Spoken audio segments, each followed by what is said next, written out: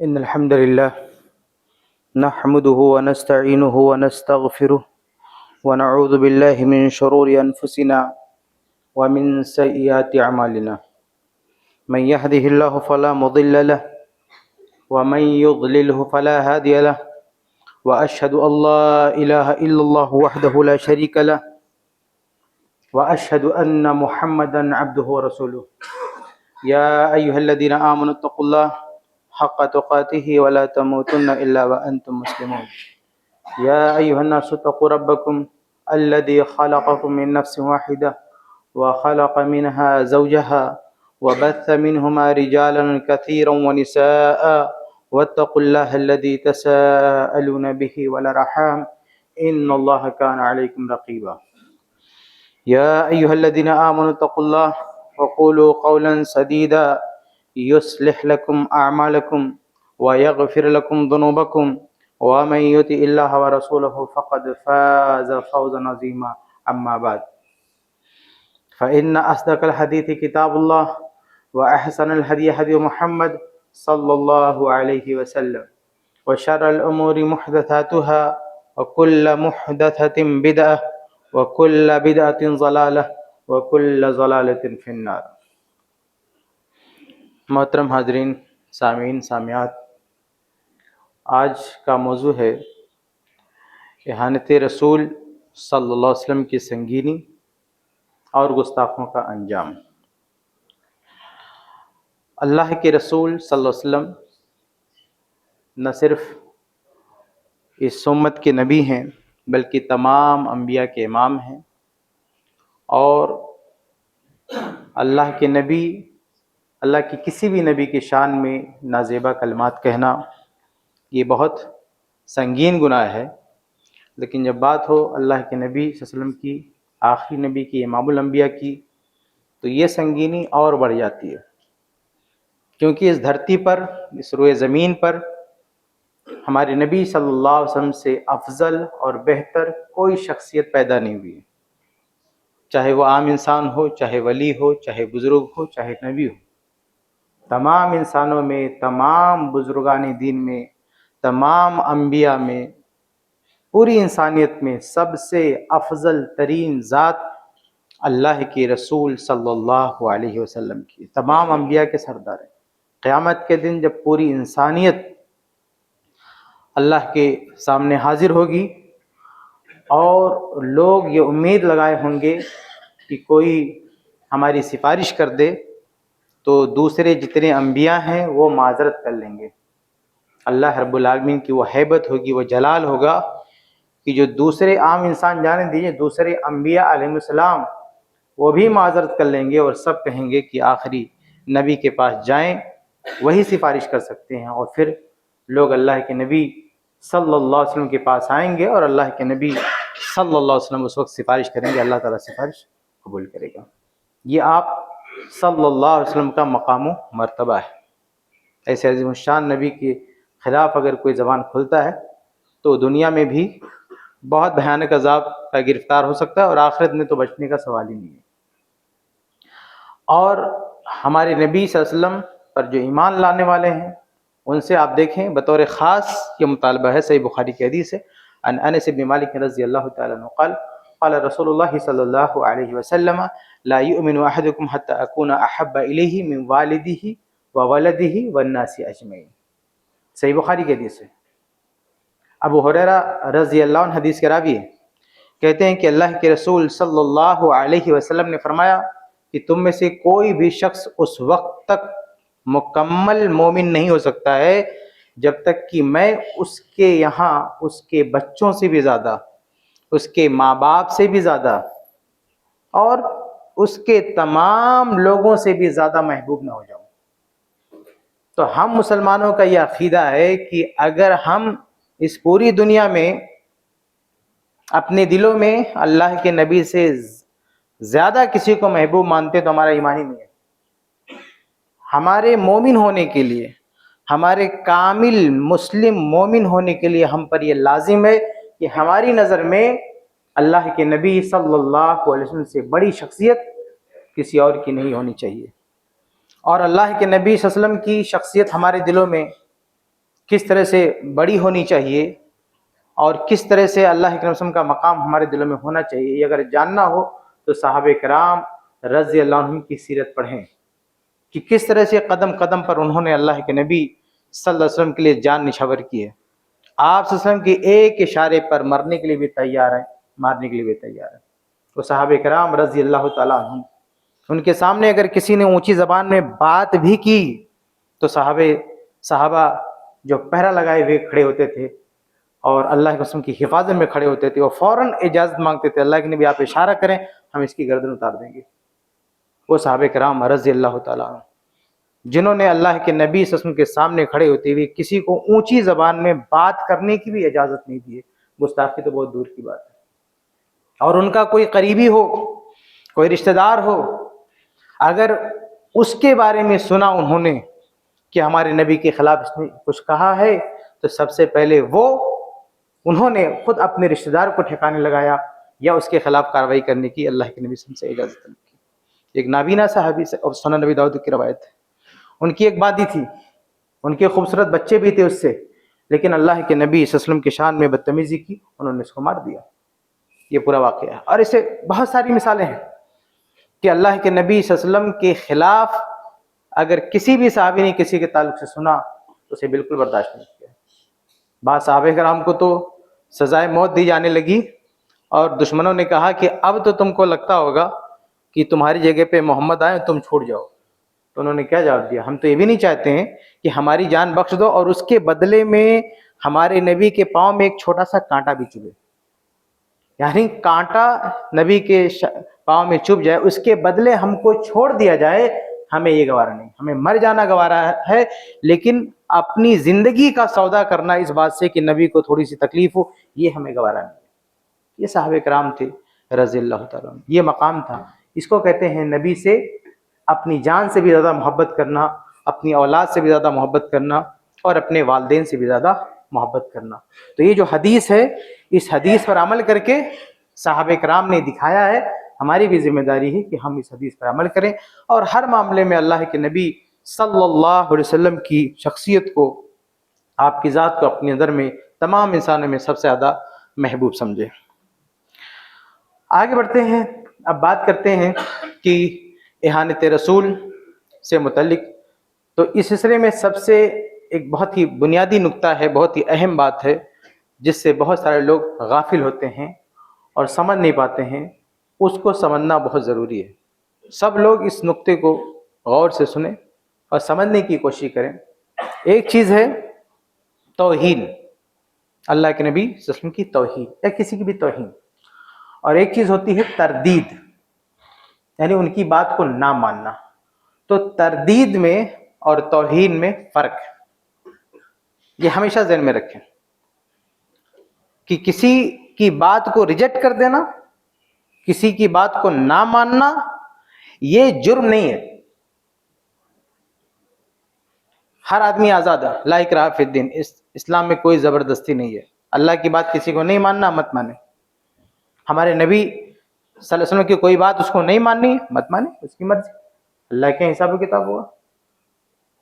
لیکن ہمارے نبی صلی اللہ علیہ وسلم کی شان میں کوئی گستاخی کرے، بدتمیزی کرے، توہین کرے، تو یہ چیز قابل برداشت نہیں ہے۔ یہ نقطہ آپ سمجھیے۔ جب ہم بات کرتے ہیں نا، جو نان مسلم لوگ ہیں، غیر مسلم، ہمارے نبی صلی اللہ علیہ وسلم کی شان میں گستاخی کرتے ہیں، اور جب ہم ان سے بات کرتے ہیں کہ یہ حق تم کو نہیں ہے، تو ان کا رپلائی کیا ہوتا ہے، ان کا جواب کیا ہوتا ہے کہ تم کیا دودھ کے دھلے ہو؟ تم ہمارے معبودوں کے بارے میں یا ہمارے بزرگوں کے بارے میں یا جن کو ہم محترم مانتے ان کے بارے میں کچھ نہیں بولتے ہو؟ تم بھی تو ہمارے نبیوں کے خلاف بولتے ہو، تم بھی تو ہمارے معبودوں کے خلاف بولتے ہو، ہمارے بتوں کے خلاف بولتے ہو، ہمارے بھگوان کے خلاف بولتے ہو۔ تو تم کو پوری آزادی رہے، جس کو چاہو جو بولو، اور ہم بول دیں تو تم جلسے جلوس کرتے ہو۔ یہ ان کا جواب ہے۔ یہ سمجھنا بہت ضروری ہے کہ کیا ان کا یہ جواب درست ہے، کیا ان کا یہ الزام درست ہے۔ جب ہم یہ کہتے ہیں کہ ہمارے نبی کی گستاخی برداشت نہیں ہے، وہ کہتے ہیں اگر برداشت نہیں تو تم کیوں گستاخی کرتے ہو دوسروں کی، چاہے وہ بت ہو، چاہے کسی کا معبود ہو، کسی کا بڑا ہو، رشی منی، جس کو بھی وہ مانتے ہیں۔ آپ ان کے خلاف مسلمان کیوں بات کرتے ہیں؟ یہ بلکہ جس نے ہمارے نبی صلی اللہ علیہ وسلم کے خلاف کتاب لکھی ہے، میں پرموٹ نہیں کرنا چاہتا، ایسی کتابوں کا نام نہیں لینا چاہتا، اس میں اس نے لکھا ہے کہ مسلمان کو ہماری کتاب پہ ناراض نہیں ہونا چاہیے، کیونکہ وہ لوگ بھی ہمارے بڑوں کے بارے میں بولتے رہتے ہیں، اس لیے اگر ہم بھی کبھی زبان کھول دیں تو ان کو بھی ان کا دل بڑا ہونا چاہیے، وہ بھی سنیں۔ تو یہ سمجھنا بہت ضروری ہے کہ بہت سارے ہمارے نوجوان اس بات کو نہیں سمجھ پاتے کہ اس کو کیسے کاؤنٹر کریں۔ وہ کیا سمجھتے ہیں؟ وہ سمجھتے ہیں کہ بات تو صحیح کہہ رہا ہے، ہم بھی بولتے ہیں، لیکن ہمارے اس میں فرق یہ ہے کہ ہم حق پر ہیں اور وہ باطل پر ہے، تو چونکہ ہم حق پر ہیں ہمیں بولنے کی اجازت ہے، وہ باطل پر ہے اسے بولنے کی اجازت نہیں ہے۔ یہ جواب صحیح نہیں ہے، یہ درست نہیں ہے۔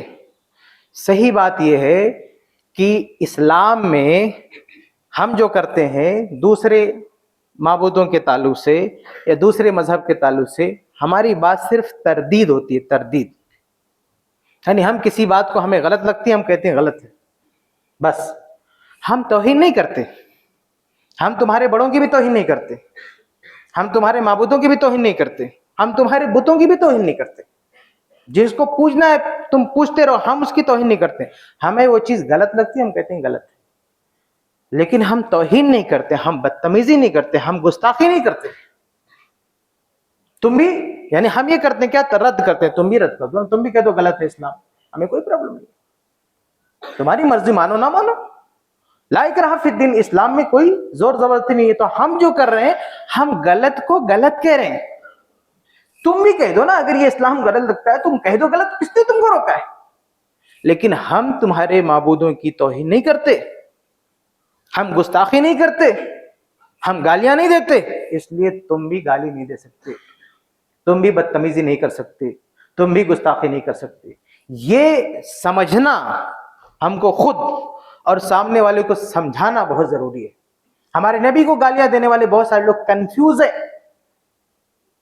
وہ ہمیں گالی بات سمجھتے ہیں، ہمیں گستاخ سمجھتے ہیں، اس کا ریئیکشن دیتے ہیں وہ، اس لیے انہیں سمجھانا ضروری ہے کہ ہم گالیاں نہیں دیتے۔ ہو سکتا ہے کہ ہمارا کوئی مسلمان گالی دے دے، اس کا پرسنل معاملہ ہے، لیکن ایز اے مسلم ہماری جو کتابیں ہیں، قرآن حدیث، ہمارے جو دلائل ہیں، ہمارے جو مصادر ہیں، وہاں ہماری یہ تربیت نہیں کی گئی ہے کہ ہم دوسروں کو گالیاں دیں۔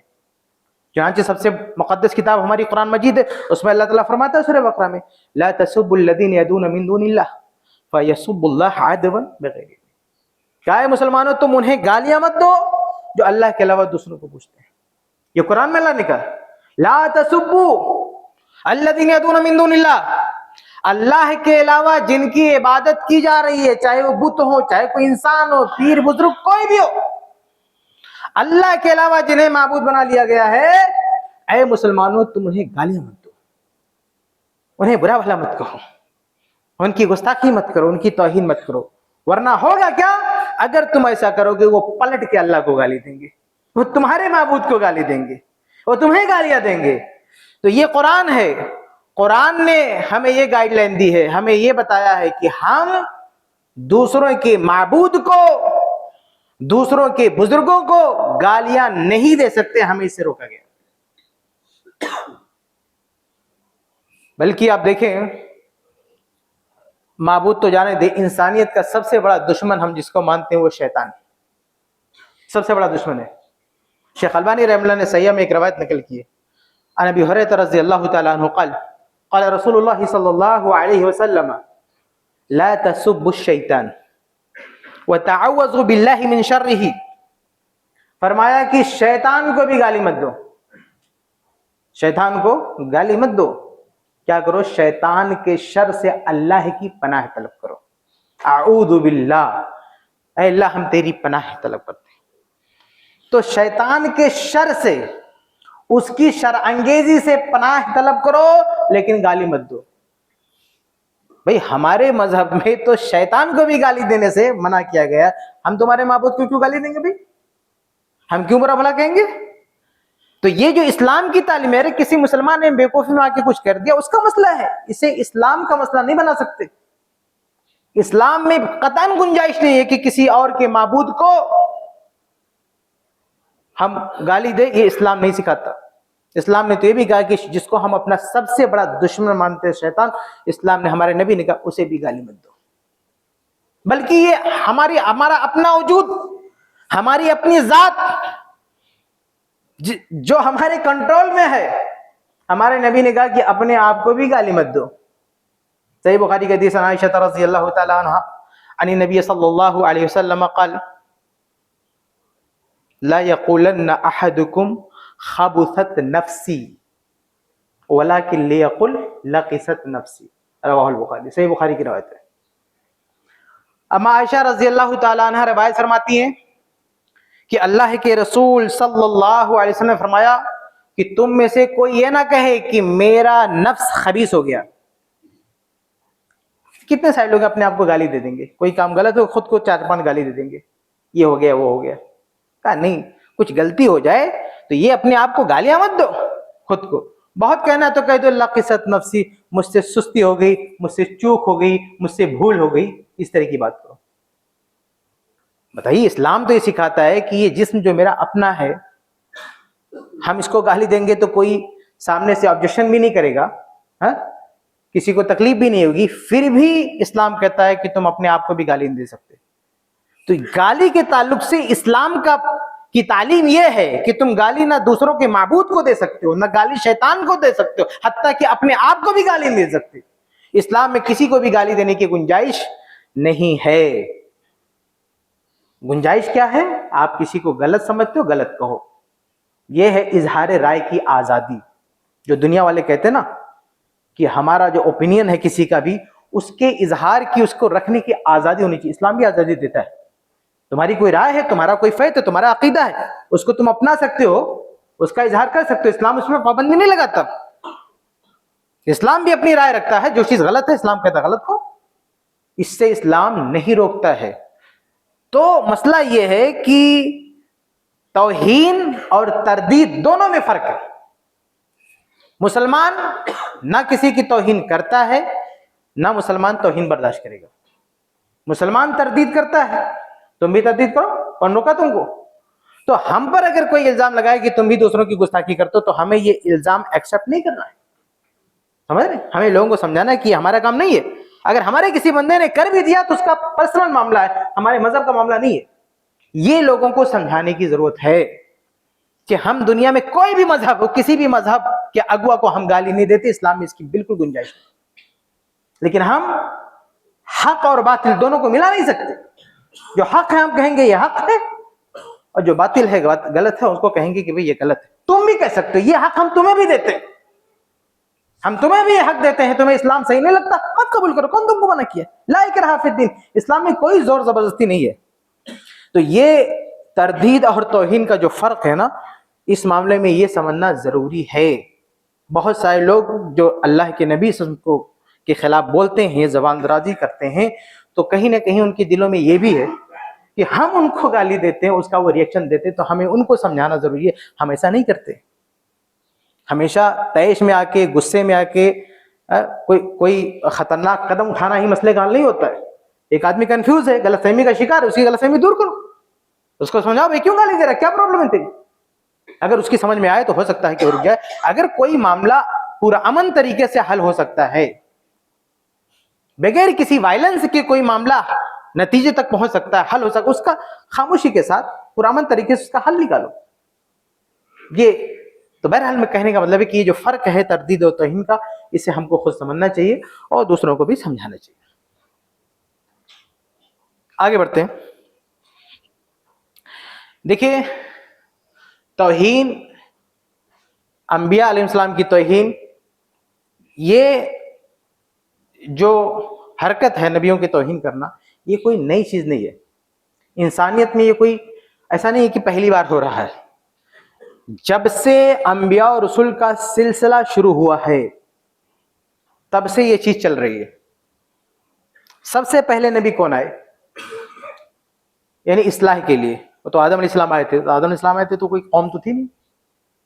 آدم علیہ السلام تھے، پھر ان کے بچے تھے، وہاں کوئی مسئلہ ہی نہیں تھا، کوئی مخالف قوم نہیں تھی. لیکن سب سے پہلے جب گمراہی پھیلی نوح علیہ السلام کی قوم میں، ان سے پہلے جو قوم تھی، جو لوگ تھے، وہاں سے شرک شروع ہوا. اور ان کو سمجھانے کے لیے سب سے پہلے نبی رسول جو آئے وہ نوح علیہ السلام ہے. یعنی اصلاح کے لیے سب سے پہلے جو نبی آئے اس دنیا میں وہ کون ہے؟ نوح علیہ السلام ہے. اب نوح علیہ السلام سمجھاتے رہے، ان کو سمجھاتے رہے، لیکن ان لوگوں نے نوح علیہ السلام کے ساتھ جو حرکتیں کی ان میں سے ایک یہ بھی تھی کہ ان لوگوں نے مذاق اڑایا. نوح علیہ السلام کو اللہ تعالیٰ کی طرف سے حکم ہوا کہ آپ کشتی بنائیں، ان کی سرکشی بہت ہو چکی ہے، آپ کشتی بنا لیں اور سیلاب کے ذریعے ان سب کو تباہ و برباد کر دیا جائے گا. جو مانیں گے مانیں گے، جو نہیں مانیں گے ان کو ختم کر دیا جائے گا. نوح علیہ السلام کشتی بنا رہے ہیں اور لوگ ان کا مذاق اڑا رہے ہیں. وہ بتا رہے ہیں کہ اللہ کا عذاب آئے گا، ابھی ٹائم ہے، ابھی بھی سدھر جاؤ، میں اس کی تیاری کر رہا ہوں اس حساب سے بچا کے. تم ہمارے ساتھ رہو گے، اللہ پر ایمان لاؤ گے، بچ جاؤ گے. لیکن نہیں، قرآن نے نقل کیا، مذاق اڑاتے رہے. تو یہ کوئی نئی چیز نہیں ہے، ہمیشہ سے یہ چیز ہے اور چلتی رہے گی. لوگ ہر دور میں آتے رہیں گے. آپ ایسے لوگوں کو ختم نہیں کر سکتے، ایسی اس چیز کو آپ روک نہیں سکتے. ہمیشہ ایسے لوگ پیدا ہوتے رہیں گے. ہماری ذمہ داری ہے کہ حق لوگوں تک پہنچائیں اور ان کا اس چیز کو کیسے ہینڈل کرنا ہے. کتاب و سنت کی روشنی میں صحابہ کرام نے کیسے اس چیز کا سامنا کیا ہے، ہماری کیا تعلیمات ہے. ہم کو جو ہے قرآن کی اور حدیث کی تعلیم سے، صحابہ کرام کی سیرت سے خود کو آراستہ کرنا ہے کہ ایسے معاملات آئیں تو ہم اس میں کیا کریں. یہ چیز ہوتی رہے. مثال کے طور پر ایک ہم بہت بڑی غلطی کیا کرتے ہیں، ایک بہت بڑی غلطی ہوتی ہے کہ اگر کسی نے ہمارے نبی صلی اللہ علیہ وسلم کے خلاف کچھ کہہ دیا، کوئی ویڈیو بنا دی، اب اس کو وائرل کرنا شروع کر دیتے ہیں. یہ بہت بڑی بیوقوفی ہماری. ایسی چیزوں کو وائرل نہیں کرنا چاہیے، ایسی چیزوں کو نشر نہیں کرنا چاہیے. میں اس ممبر پر کھڑے ہو کے کہتا ہوں، اللہ کا میں نے آج تک ایسی کوئی ویڈیو نہیں دیکھی جو ہمارے نبی کے خلاف بنائی گئی. کبھی بھی سامنے میں نے فوراً اس کو ہٹا دیا. اس کو آج تک میں نے کوئی ویڈیو نہیں چلائی اور میرا ارادہ یہ کہ زندگی آخری سانس تک میں کوئی ایسی ویڈیو نہیں دیکھوں گا. تو ہوتا کیا ہے کہ آدمی اس کو نشر کرتے جاتا ہے. کس کو گالی دے رہا ہے سامنے والا؟ ہمارے نبی صلی اللہ علیہ وسلم کو برا بھلا کہہ رہا ہے. بھائی ہماری غیرت کیسے گوارا کرتی ہے کہ ہم اسے فارورڈ کریں، ایک دوسرے تک پہنچائیں. آپ سوچئے، آپ کے گھر میں آپ کی ماں بہن کو کوئی گالی دے دے، اس گالی کا پرچار کرو گے، اس کو وائرل کرو گے؟ نہیں اچھا لگے گا آپ کو. تو نبی کے بارے میں کیسے آپ کو برداشت ہو؟ ہماری کیا تربیت ہے؟ تو یہ ہماری ذمہ داری کہ یہ لوگ ایسا نہیں کہ یہ کوئی آج پیدا ہوئے ہیں، ہمیشہ سے کرتے آ رہے ہیں، آگے بھی ایسے لوگ آئیں گے. لیکن ان لوگوں کے علاج کا یہ طریقہ نہیں ہے کہ ہم ان کی گالیوں کو پرموٹ کریں، اس کا پرچار کریں. یہ درست نہیں ہے. اللہ کے نبی صلی اللہ علیہ وسلم کے سامنے بھی کتنی باتیں لوگوں نے کہی، لیکن ساری باتیں، ان کی جملے، ان کی گالیاں ریکارڈ نہیں ہیں. کچھ الفاظ ایسے آئے ہیں قرآن حدیث میں کہ انہوں نے برا بھلا کہا ہمارے نبی کو، مذاق اڑایا، اس طرح کی بات آئے گی. لیکن ان کے سارے جملے کیا کچھ نہیں کہے جاتے تھے. لیکن یہ ہمارے اسلاف ان جملوں کو محفوظ نہیں کرتے تھے کہ ہمارے نبی کے بارے میں یہ کوئی اچھی چیز ہے. نہیں بھائی، اس میں حدیثوں میں کیا آئے گا کہ سب برا بھلا کہا، گالی دے دیا، یہ سب باتیں آئیں گی. لیکن یہ جو بھی اوٹ پٹانگ بک رہا آدمی، آپ اسے ریکارڈ کریں اور اس کو پھیلائیں ادھر ادھر، یہ اچھی بات نہیں ہے. یہ اچھی بات نہیں ہے. اسی طرح سے ہماری ایک کوتاہی یہ بھی ہوتی ہے کہ ایک آدمی اشارے کنائے میں کہہ رہا ہے، ہمارے نبی کا نام نہیں لے رہا ہے، اس کو بھی بہت زیادہ رسپونس نہیں کرنا. اللہ کے نبی صلی اللہ علیہ وسلم کو لوگ اشارے میں بولتے تھے. نبی صلی اللہ علیہ وسلم کو کیا کہتے تھے؟ مزمم. نبی صلی اللہ علیہ وسلم کا نام محمد ہے، تو مزمم بول کے برائی کرتے تھے. اللہ کے نبی کہتے کہ مزمم پتہ نہیں کون ہے، پتہ نہیں کس کو بولے، میرا نام تو محمد ہے، میں اسے اپنے اوپر کیوں لوں؟ وہ تو کسی اور کو بول رہے ہیں. تو نبی کو آ کے بتایا جاتا ہے کہ آپ کی طرف اشارہ کر کے سب لوگ بول رہے ہیں. تو اللہ کے نبی کہتے میرا نام تو محمد ہے، تو مزمم کو بول رہے، پتہ نہیں کون. تو کہتے ہیں نا، اڑتی تیر اپنے اوپر نہیں لینا چاہیے. کوئی بول رہا ہے تو خواہ مخواہ اس کے قول کی تشریح کر دینا اور اس کو کھول کے لے جا کے ہمارے اپنے نبی پہ جا کے فٹ کر دینا، یہ غلط بات ہے. ہر آدمی کو مطلب ہر بات کو اتنا اس کو بڑھا چڑھا کے نہیں پیش کرنا چاہیے. کسی آدمی نے اشارے کے نام کہا، بات وہیں تک رہنے دینی چاہیے. اور بہت ساری غلط باتوں کو نا چھپا کر مارا جاتا ہے. یعنی آپ نشر کر کے اس بات کو زندہ کر رہے ہیں.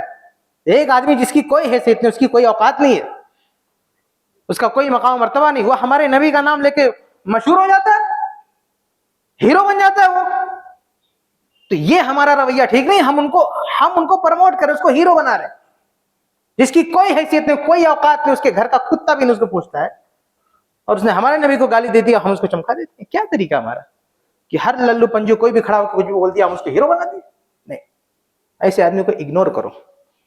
اسلامی حکومت ہو، اسلامک کنٹری ہو، اس میں ان چیزوں کی سزا ہے، ان چیزوں کے تعلق سے رہنمائی ہے. آپ کو دیکھنا چاہیے کہ آپ کہاں رہ رہے ہیں، آپ کس ملک میں، آپ کس کنٹری میں. تو دیکھنا چاہیے کہ آپ اس کے خلاف بول کے، کچھ لوگ اسلام کی بات کریں گے، اسلام یہ ہے. بھائی اسلام میں کیا سزا ہے وہ اسلامی حکومت کا کام ہے، آپ کا کام نہیں ہے. اسلام کی کیا سزا ہے وہ اسلامی حکومت کا کام ہے، آپ اسلامی حکومت میں نہیں ہیں. اس لیے آپ وہ باتیں کریں جو ممکن ہے. آپ کسی بھی فتنے کو اس طرح سے ہینڈل کرنے کی کوشش کریں جس طرح سے وہ فتنہ دب سکے. کوئی ایسی حرکت نہ کریں کہ وہ فتنہ اور بڑھ جائے اور معاملہ وہ آگ اور بڑھ جائے اور الٹا جو ہے ہمارے قوم کی، ہمارے نبی کی، ہمارے اسلام کے تعلق سے بات جو ہے اور جو لوگ بولنے لگے، اس طرح کا ہمیں کوئی حرکت نہیں کرنا چاہیے. تو بہرحال کہنے کا مطلب یہ کہ یہ چیز کوئی نئی نہیں ہے کہ آج کوئی کھڑا ہو گیا، آپ نے دبا دیا، ختم ہو گیا. یہ چیز اس کا سامنا کرتے رہیں گے لوگ. تو حکمت کے ساتھ، بصیرت کے ساتھ، علماء کی رہنمائی میں علماء سے پوچھ کے کوئی ریئیکشن دینا چاہیے کہ اس کو ہمیں کیسے ہینڈل کرنا ہے، اس میں ہمیں کیا. ہر آدمی آزاد ہے موبائل لے کے کہ کوئی بھی بات سنا آپ اس سے سارے رشتہ داروں میں بھیجنا شروع کر دیتا ہے. آپ کسی عالم سے ملو کہ یہ چیز ہے، اس پہ ہمارا کیا رد عمل ہونا چاہیے، ہم اس کو کیا کریں، یہ ہمارا معاملہ ہونا چاہیے. تو بہرحال کہیں یہ رہا تھا کہ یہ کوئی نئی بات نہیں ہے، نوح علیہ السلام کے دور سے ہی یہ چیز چلی آ رہی ہے. بلکہ اس معاملے میں سب سے زیادہ جن لوگوں کا نام آتا ہے قرآن میں، حدیث میں بھی، وہ یہود ہیں. ان لوگوں نے بہت سارے نبیوں کو قتل کر دیا. قرآن میں ہمارے نے ذکر کیا. انبیاء علیہ السلام کو مذاق اڑانا تو صرف مذاق اڑانے پر نہیں، بلکہ انہوں نے موقع پایا تو قتل کر دیا، جان سے مار دیا. اور ہمارے نبی صلی اللہ علیہ وسلم کے ساتھ بھی یہود نے یہی کچھ کرنے کی کوشش کی، جان سے مارنے کی بھی کوشش کی، مذاق بھی اڑایا. صحیح بخاری صحیح مسلم کی روایت ہے نا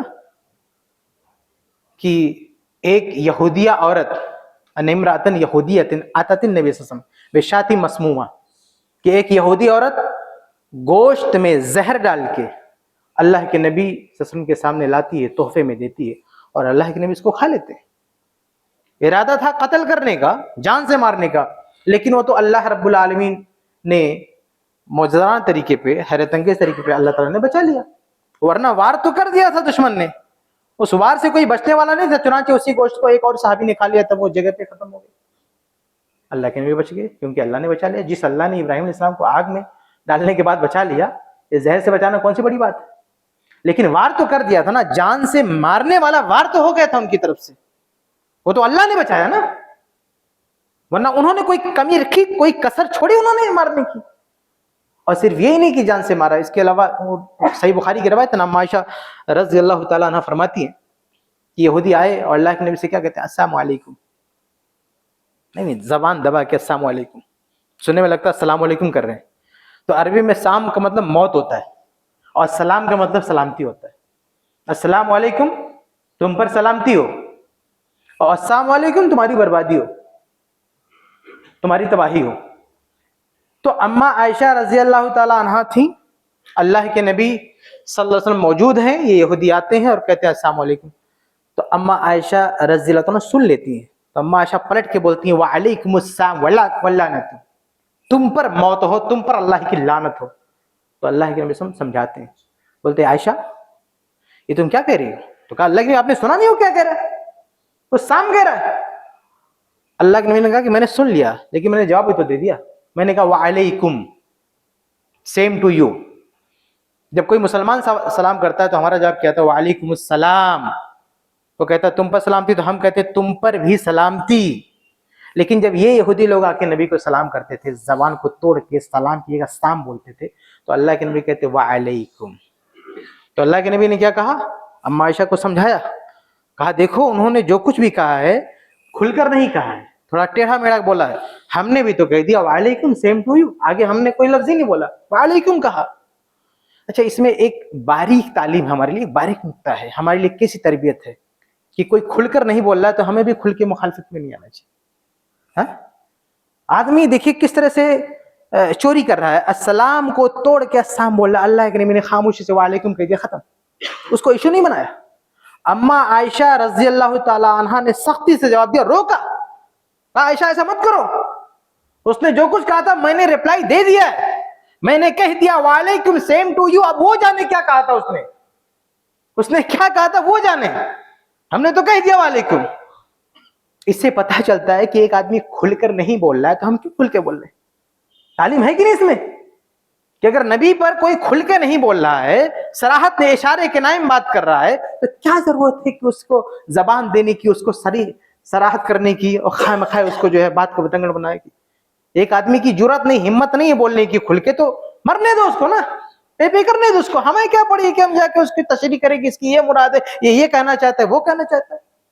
تو نبی نے اسی حدیث میں کہا کہ وہ چھپ کے بول رہا تھا, چپکے سے بول رہا تھا, ہم نے صرف اتنا کہہ دیا وعلیکم, بات ختم ہے. اس سے آگے کچھ بولنے کی ضرورت نہیں ہے. ہاں, جو لوگوں نے کھل کے بولا ہے تو ان کا جو ہے کھل کے مقابلہ بھی ہوا ہے. اللہ کے رسول نے ان کو سبق بھی سکھایا ہے, اللہ تعالیٰ نے ان کو سبق بھی سکھایا ہے. تو بہرحال اللہ کے نبی جس طرح سے اور نبیوں کے ساتھ ان لوگوں نے کیا ہے, ہمارے نبی صلی اللہ علیہ وسلم کی زندگی میں ہمارے نبی کے ساتھ بھی ان لوگوں نے کرنے کی کوشش کی. لیکن ایک بات ہمیشہ یاد رکھیں کہ یہ معاملہ, اہانت رسول کا معاملہ اتنا زیادہ سنگین, اتنا زیادہ خطرناک ہے کہ اس دنیا میں بھی آدمی تباہ و برباد ہو سکتا ہے, اور آخرت میں تو بچنے کا سوال ہی نہیں ہے. ہو سکتا ہے اللہ تعالیٰ کسی کو چھوڑ دے اس دنیا میں, کوئی سزا نہ دے, لیکن اس دنیا میں چھوٹ جانے کا یہ مطلب نہیں ہے کہ آخرت میں بھی چھوٹ جائے گا. آخرت کا عذاب بہت بھیانک ہے. تو یہ, اور اگر کسی نے مذاق میں بھی کہا, قرآن میں باقاعدہ اللہ تعالیٰ نے سورہ بقرہ میں آیتیں نازل کی کہ قد کفرتم بعد ایمانکم, کہ ایمان کے بعد اب تم کافر ہو چکے ہو. کچھ لوگوں نے ایسے اللہ کے رسول سے مذاق میں ایسے بدتمیزی کر دی, تو اللہ تعالیٰ نے کہا کہ یہ سب کافر ہو چکے. تو اللہ تعالیٰ نے یہ بھی کہا کہ اگر ان سے جاؤ گے پوچھنے کہ ایسا تم نے کیوں بولا گا, تو کیا کہیں, کننا نخوض ونلعب, ہم تو ایسے ہنسی مذاق کر رہے تھے. تو اللہ تعالیٰ کہتا ہے کہ ہنسی مذاق کے لیے قرآن نہیں رہ گیا, رسول ہی رہ گئے ہنسی مذاق کے لیے. لا تعتذروا, کوئی ایکسکیوز نہیں تمہارا چلے گا, کوئی بہانہ نہیں چلے گا. اب تم ایمان کے دائرے سے نکل چکے ہو, تم کافر ہو چکے ہو. تو اگر کوئی رسول صلی اللہ علیہ وسلم کا مذاق اڑائے گا, اہانت کرے گا, تو اگر وہ اسلام کا بھی دعویٰ کرے تو کافر ہو جائے گا. کوئی مسلمان بھی ہے نا تو کافر ہو جائے گا, اس میں اس کا کسی طرح کا عذر نہیں چلے گا. تو اللہ کے نبی صلی اللہ علیہ وسلم کا مذاق اڑانا, اس پر جو ہے تماشے کرنا, یہ مسلمان کے لیے بھی اور مذاق میں بھی اس کی گنجائش نہیں ہے. اس کا معاملہ بڑا سنگین ہے کہ آدمی دائرے اسلام سے نکل جائے گا. اللہ کے رسول کی شخصیت تو جانے دیجیے, آپ اسلام کی کسی ایک حکم کا مذاق اڑائیں گے نا, جیسے ایک چھوٹی چیز ہم اس کو سمجھتے ہیں. اللہ کے نبی نے کہا کہ اگر چھینک آئے تو الحمدللہ کہنا چاہیے. بظاہر ایک چھوٹا سا مسئلہ لگتا ہے. اب کوئی کہ نہیں یہ کیا چیز, مطلب اس کا بھی مذاق اڑانے لگے تو گیا اسلام سے. وہ ایک چھوٹی اسلام کی ایک چھوٹی سی تعلیم, چھوٹے سے حصے کا بھی مذاق اڑائے گا تو اسلام سے باہر ہو جائے گا. تو کوئی نبی کا مذاق اڑائے گا تو اس کا کیا حشر ہوگا, سوچے آپ. اللہ تعالیٰ نے قرآن میں کہا انا کفیناک مستہزئین, کہ یہ جو آپ کا مذاق اڑاتے ہیں ہم اس کے لیے کافی ہیں. اللہ تعالیٰ نے کہا کہ اللہ کے نبی آپ اس کا غم نہ کریں, جو بھی آپ کا مذاق اڑاتے ہیں, آپ کی اہانت کرتے ہیں, ہم اس کے لیے کافی ہیں. اور اللہ کے نبی کی حیات میں اللہ کے نبی کا مذاق اڑانے والا کوئی ایک بندہ بھی ایسا نہیں ہے جو بچاؤ, ایک شخص بھی نہیں ہے جو بچاؤ. اگر ان کا انجام دیکھیں کہ گستاخان رسول کا انجام کیا ہوتا ہے, سب سے بڑا نام آتا ہے ابو لہب کا. صحیح بخاری کی روایت ہے کہ اللہ کے نبی صلی اللہ علیہ وسلم نے جب نبوت کا اعلان کیا, لوگوں کو اسلام کی طرف بلایا, اللہ کی طرف بلایا, اور سب سے پہلے قبول کروا لیا کہ مجھے تم لوگ سچا مانتے ہو کہ نہیں مانتے ہو. سب کو اکٹھا کیا, پہاڑ پہ کھڑے ہوئے, اور کہا کہ اگر میں تم لوگوں کو یہ بولوں کہ پیچھے ایک لشکر ہے تو تم لوگ مجھے سچا مانو گے کہ نہیں مانو گے. تو لوگوں نے کہا ہم نے ما جربنا علیک الا صدقا, ہم نے آج تک آپ کو سچ بولتے ہی پایا, آپ نے کبھی جھوٹ بولا ہی نہیں, آپ یہ کہہ دیں گے تو ہم مان لیں گے. تو کہا پھر سنو, میں کہتا ہوں اللہ کے علاوہ کوئی معبود نہیں, اللہ کے علاوہ کوئی معبود نہیں, اللہ کے علاوہ دوسروں کی پوجا بند کر دو. اب اس پر جو ہے ابو لہب جو تھا, آپ کا چچا تھا, آپ کا گھر والا تھا, اس نے بہت خطرناک ریئیکشن دیا, بہت بدتمیزی کی اس نے, برا بھلا کہا اس نے, اور اسی پر وہ برقرار رہا. لاکھ سمجھانے پر بھی ماننے کے لیے تیار نہیں تھا.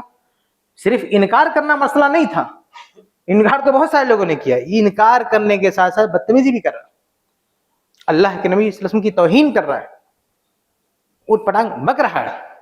جب حد ہوگی تو اللہ تعالیٰ نے بھی قرآن میں آیت نازل کی تبت یدا ابی لہب, ابو لہب کے دونوں ہاتھ ٹوٹ جائیں گے, یہ برباد ہو جائے گا.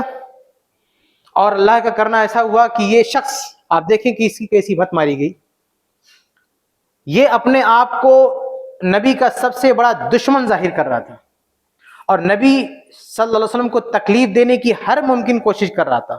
اللہ نے قرآن میں آیت نازل کر دی کہ یہ برباد ہو گیا, یہ اس کے ہاتھ برباد ٹوٹ گئے, یہ برباد ہوا, جہنم میں جائے گا. یہ اس کے جیتے جی اللہ نے کہہ دیا, قرآن کی آیت نازل ہوگی, یہ جہنم میں جائے گا.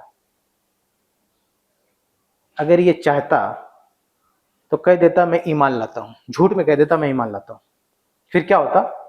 بولتا میں تو ایمان لے آیا, قرآن تو جھوٹا ثابت ہو گیا. قرآن تو کہہ رہا تھا کہ میں جہنم میں جاؤں گا, لیکن میں تو ایمان لے آیا. اللہ تو تمہارا بول رہا تھا نبی کے حوالے سے محمد صلی اللہ علیہ وسلم کے ذریعے کہ میں تو ایمان ہی لے آؤں گا, میں تو لاتا ہوں ایمان.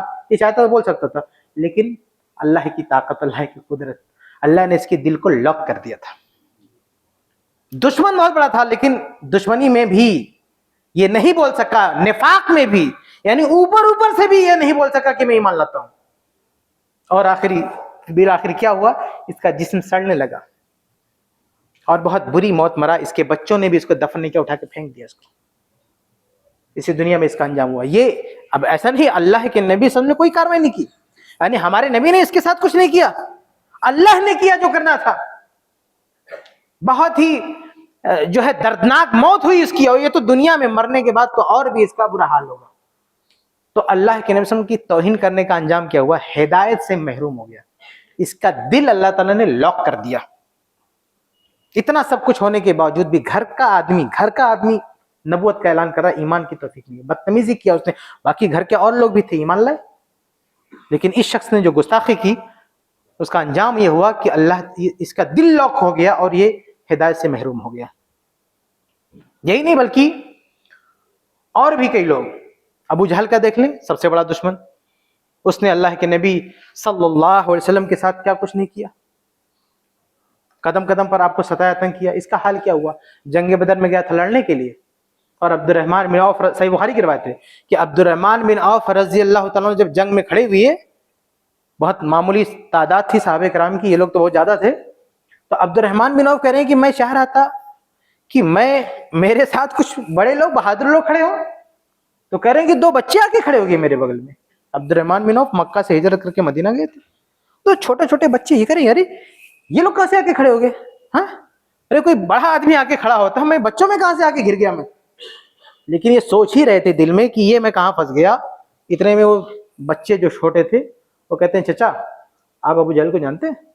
ابھی چونکے, کیا کرو گے بھائی ابو جہل کو؟ صحیح بخاری کی روایت. کہا ہم نے سنا ہے وہ ہمارے نبی کو گالی دیتا ہے, ہمارے نبی کو وہ گالی دیتا ہے. تو کہا کہ اگر دیکھ لو گے تو کیا کرو گے؟ کہا کہ دیکھ لیں گے تو یا تو وہ مرے گا یا ہم مریں گے. کہا اچھا. اتنے میں وہ گھوڑے پہ جا رہا تھا تو عبد الرحمن بن عوف نے کہا بچے دیکھو یہ ابو جہل. ابھی سننا تھا کہ دونوں دوڑ پڑے اور اسے گرا کے وہیں پہ ختم کر دیا. لمبا واقعہ ہے. آپ سوچیں یہ اپنے آپ کو اتنا بہادر سمجھتا تھا, اتنا بڑا آدمی سمجھتا تھا, 2 بچوں نے اس کا کام تمام کر دیا. اللہ تعالیٰ نے اس کا وہ حشر کیا, گیا تھا لڑنے کے لیے, اتنی بڑی فوج لے کے لڑنے کے لیے گیا تھا, اتنا بڑا تماشا کھڑا کرنے کے لیے گیا تھا. وہ معاملہ وہ سلجھ گیا تھا. وہ لوگ جو ہے بچ گئے, ان کو کوئی خطرہ نہیں تھا, وہ زبردستی گئے تھے اٹیک کرنے کے لیے. ایسا نہیں کہ مسلمان آئے تھے ان کو مارنے کے لیے, یہ لوگ گئے تھے لڑنے کے لیے. لیکن یہ حشر ہوا اس کا, نبی کو برا بھلا کہتا تھا اور اسی نام پہ اس کی گردن کٹی. یعنی 2 بچوں نے اسی کو وجہ بنا کے اس کو مارا. کیوں مارا؟ کہا کہ یہ ہمارے نبی کو گالی, اس کو ہم نہیں چھوڑیں گے. اللہ کے نبی نے کوئی کاروائی نہیں کی. انصار کے بچے تھے, انصاری بچے تھے, مہاجرین مکہ والے بھی نہیں تھے, انصار کے بچے تھے جنہوں نے اس کو ختم کر دیا. تو جتنے بھی لوگ تھے, اب دیکھیے صحیح بخاری کی روایت ہے نا کہ اللہ کے نبی صلی اللہ علیہ وسلم نماز پڑھ رہے تھے خانہ کعبہ میں, سجدے میں تھے. اب یہ بدماشوں نے کہا کہ اوجھڑی لا کے سر پہ ڈال دو. کسی نے لا کے ڈال دیا. اب یہ پورا 3-4 لوگ تھے, سب ہنسی ٹھٹھا کہکا لگانے لگے. اللہ کے قسم فاطمہ رضی اللہ عنہا آئی, اوجھڑی صاف کیا, اللہ کے نبی نے سر اٹھایا اور اللہ کے نبی نے بد دعا دی تھی کہ اللہ تعالیٰ ان سے تو سمجھ. ان میں سے ایک بھی نہیں بچا. بدر میں سب مارے گئے اور کنویں میں پھینکے گئے. جن لوگوں نے بھی اس وقت مذاق اڑایا تھا اللہ کے نبی صلی اللہ علیہ وسلم کا. غرض یہ کہ کوئی نہیں بچا. صحیح بخاری کی ایک اور روایت ہے نا, ایک عیسائی شخص مسلمان ہوا, اللہ کے نبی کے پاس بیٹھ کے آیتیں لکھتا تھا, سورہ بقرہ کی آیتیں لکھتا تھا, قرآن کی آیتیں جو نازل ہوتی تھی نا لکھتا تھا. کاتب تھا, کاتب. مرتد ہو گیا وہ. مرتد ہو گیا, اس کے بعد مذاق اڑاتا, کہا یہ کس نبی کو تم لوگ مانتے ہو؟ ارے وہ جبریل لے کے نہیں آتے تھے, میں لکھ کے دیتا تھا, یہ پڑھ دیتے تھے, بولتے تھے اللہ کی طرف سے آیا. اس طرح سے مذاق اڑاتا تھا, جھوٹ بولتا تھا. بتائیے, اللہ نے چیلنج کیا کہ قرآن کی آیت کوئی بنا کے بتاؤ, سب ہار گئے, بڑے بڑے ادیب ماہر لوگ نہیں بنا پائے, اور یہ جھوٹا کیا بولتا ہے کہ میں لکھ کے دیتا تھا, نبی اس کو قرآن مان لیتے تھے. پھر کیا ہوا؟ مرا, یہ مر گیا. مرنے کے بعد اس کو لوگوں نے دفن کیا. صحیح بخاری کی روایت ہے, لفظتہ الارض, زمین نے نکال اس کو پھینک دیا باہر. تو لوگوں نے کیا کہا؟ لوگوں نے کہا ھذا فعل محمد و اصحابہ, یہ تو محمد اس کے ساتھیوں کا کیا ہوا کام ہے. ان لوگوں نے اس کی قبر کھود کے نکال کے باہر پھینک دیا ضد میں. ان لوگوں نے دوسری قبر کھودی اور گہرا کھودا, اس کو ڈال دیا اس میں. دوسرے دن آ کے کیا دیکھتے ہیں, لفظتہ الارض, زمین نے اسے بھی نکال کے باہر پھینک دیا. اس کے بعد تیسری قبر کھودی, کہیں اور دور لے گئے, اب بہت گہرا, جتنا کھود سکتے تھے اندر گئے ڈیپ میں, اور اس کو دفن کیا. چوتھے دن آ کے دیکھتے ہیں کہ وہاں کی زمین نے اٹھا کے اس کو پھینک دیا. تو جب 3 بار ایسا ہوا, تب ان لوگوں نے کہا کہ یہ محمد اس کے ساتھیوں کا کام نہیں, یہ تو کسی اور کا کام ہے. تو یہ حشر ہوا اس کا. جو اب دیکھیے, یہ سارے جو انجام ہے نا گستاخوں کے, ایسا نہیں کہ نبی کاروائی کر رہے ہیں, نہیں, یہ اللہ کی طرف سے ہو رہا ہے. اللہ کے نبی صلی اللہ علیہ وسلم نے بھی کاروائی کی ہے کچھ لوگوں پر, ہم اس کی بات نہیں کر رہے ہیں. ایک حاکم ہونے کی حیثیت سے, اسلامی حکومت ہونے کی حیثیت سے, اللہ کے نبی صلی اللہ علیہ وسلم نے بھی کچھ لوگوں کو سبق سکھایا ہے, اس سے انکار نہیں ہے. ہم وہ واقعات نہیں بیان کر رہے ہیں, ہم صرف وہ واقعات بیان کر رہے ہیں جہاں اللہ تعالیٰ نے پکڑ کی ہے, یعنی حکومتی کاروائی نہیں ہوئی ہے. تو کوئی یہ نہ سمجھے کہ اسلامی حکومت نہیں ہے یا مسلمانوں کے پاس قبضہ نہیں تو اللہ تعالیٰ ان کو بخش دے گا. یہ سارے واقعات, یہ ابو لہب کا معاملہ, کون سی اسلامی حکومت تھی؟ مارا گیا وہ. یہ عیسائی کا واقعہ جو کاتب وہی تھا, اس کو زمین نے اٹھا کے پھینک دیا, کون سی اسلامی حکومت کی کاروائی تھی؟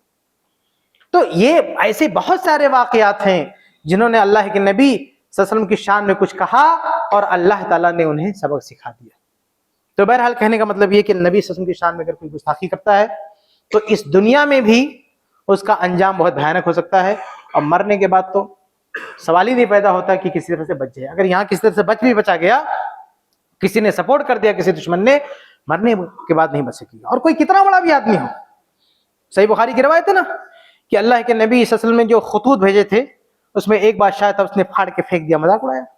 بھائی کچھ لوگ, اگر ایک آدمی اللہ کے رسول کی دعوت قبول نہیں کرتا, ٹھیک ہے, اس کی مرضی, اللہ تعالیٰ آخر میں سمجھے گا. لیکن یہ کہ دعوت قبول نہیں کرنا ہے اور اس کا مذاق اڑانا ہے, تو یہ تو ایک اضافی بات ہوگی نا. آپ کو نہیں سمجھ میں آ رہا اسلام, آپ مت مانیے, لیکن آپ کو کس نے حق دیا کہ آپ مذاق اڑائیں؟ اس نے مذاق اڑایا. بعد میں بعض روایت میں ملتا ہے کہ کتوں نے اسے نوچ ڈالا.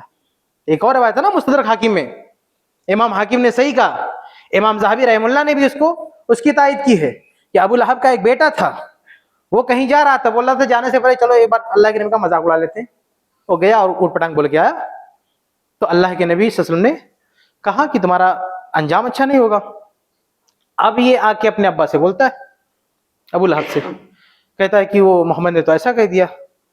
تو اب یہ سیکورٹی میں ساتھیوں سے کہتا ہے کہ یہ جا رہا میرا بیٹا, تم لوگ اس کی حفاظت کرنا, کہیں محمد کے ساتھی آ کے کچھ اس کا نقصان نہ کر دیں. تو اس کو ہائی سیکورٹی میں لوگوں نے رکھا. لیکن ہوا کیا, جب یہ سب سو رہے تھے تو ایک شیر آیا درندہ, اور وہ سب کو ڈھونڈتے ہوئے اس کے پاس گیا, اس کو چیٹ پھاڑ ڈالا. تو یہ بھی حکومت کی طرف سے کوئی کاروائی نہیں تھی, یہ اللہ تعالیٰ کی طرف سے. تو کہنے کا مطلب یہ کہ اللہ اگر کوئی آدمی یہ سمجھتا ہے کہ ہم بہت پاورفل ہیں, بہت مضبوط ہیں, مسلمان کمزور ہیں, تو یہ بات مت سننا. اسلامی تاریخ, دنیا کی تاریخ نے ایسے لوگوں کو, ایسے واقعات کو محفوظ رکھا ہے کہ نبی صلی اللہ علیہ وسلم کی گستاخی کرنے والے جو ہے وہ ان کا بھلا نہیں ہوا ہے, وہ تباہ و برباد ہوئی ہیں. آج بھی ہم کتنے لوگوں کو دیکھ رہے ہیں, کچھ لوگ تو خود کو پرموٹ کرنے کے لیے, شہرت حاصل کرنے کے لیے اللہ کے نبی کے سامنے اوٹ پٹانگ بک دیتے ہیں, 2-3 دن کے لیے جو ہے ان کی شہرت ہو جاتی ہے, لیکن بعد میں کیا حال ہوتا ہے, نہ ادھر کے نہ ادھر کے. ایسے ذلیل لوگوں کو ہم دیکھتے ہیں اپنی آنکھوں سے کہ جو محض دنیا کمانے کی خاطر, ان کو نبی سے نفرت بھی نہیں ہے, دنیاوی اسٹیٹس حاصل کرنے کے لیے اتنا گھٹیا راستہ اپناتے ہیں کہ ہمارے نبی کے خلاف بولتے ہیں.